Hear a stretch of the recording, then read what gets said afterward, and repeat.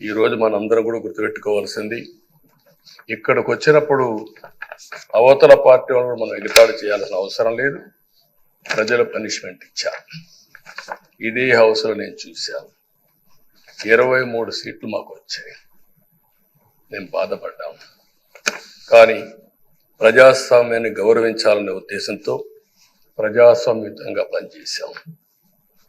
23వ తారీఖు ఎన్నికల రిజల్ట్స్ వస్తే దాన్ని వక్రీకరించి 23వ తారీఖున దేవుడు రాసిన స్క్రిప్ట్ ఇది, మీకు 23 సీట్లు వచ్చాయని మాట్లాడారు.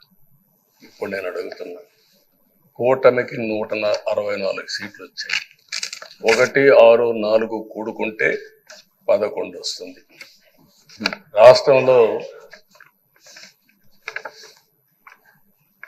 దగ్గర 1631 రోజులు అమరావతి రైతాంగం ఆడబిడ్డలు ఉద్యమం చేశారు.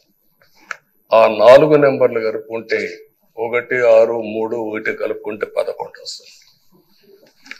అంటే ఇది కూడా భగవంతుడి స్క్రిప్ట్ అయినా కూడా నేను మాట్లాడడం లేదు, నేను కామెంట్ చేయడం లేదు. ఈరోజు ఉంటే వాళ్ళకు కూడా అర్థమయ్యేది.